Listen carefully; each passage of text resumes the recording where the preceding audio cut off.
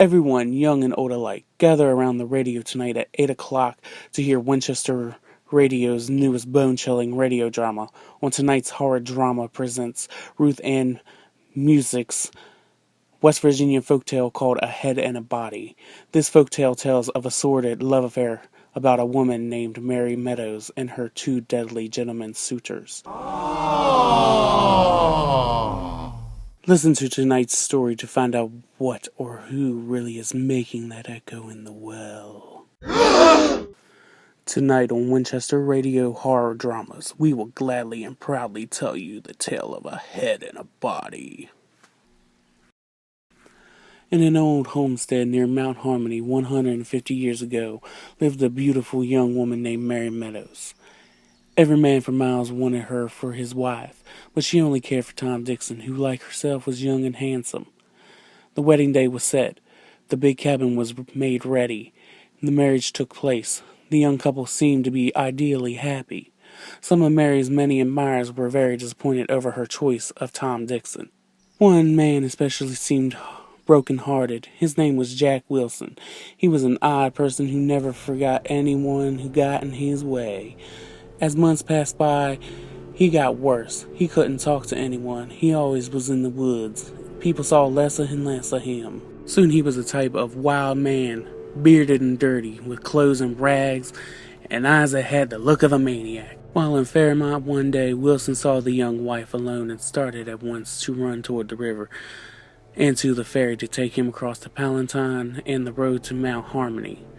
He ran all the way to Dixon's farm, and then went into the woods nearby and got a sight that he had placed there long before. Like some wild animal, he crept up on Dixon, who was hoeing corn in his big cornfield. However, Tom's dog saw him and started to bark. Tom looked around just in time to see the wild-looking madman coming at him with a scythe. He started to run for the house, with Wilson close behind him. He had got as far as the well when he had tripped, and before he could get up, Wilson was upon him. Now he had to fight for his life, and some fight it was, but he finally took the scythe and with one big swing cut off Wilson's head, which rolled into the well. Horrified at what had happened, he carried the body deep into the woods and hid it under the bush. He never said anything to his wife about the fight, and even killed a young pig and threw it into the well to keep anyone from using the water. 2 weeks passed. No one missed Wilson much because of his queer ways, and soon he was forgotten, or was believed to have left the neighborhood. However, he was anything but gone. Soon everyone was to know of him in a different way. Without any warning, Tom Dixon sold the farm and took his wife, who in 2 weeks seemed to have aged 20 years, and moved to far west, never to be heard of from again. The new owner of the farm was a very good man by the name of Salters, who soon moved. This was the story he told.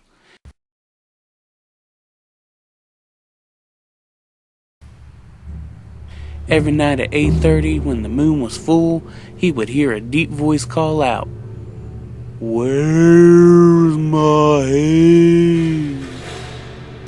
From down the abandoned well an answer would come, "Down here in the well." Then the deep voice would say, "Where? I can't find the well." Then short after a short pause, the voice would start all over and would be repeated over and over all night long until the full moon would disappear the next morning. This went on for years. Nobody would live in the house for any length of time, and the farm was soon reclaimed by the woods.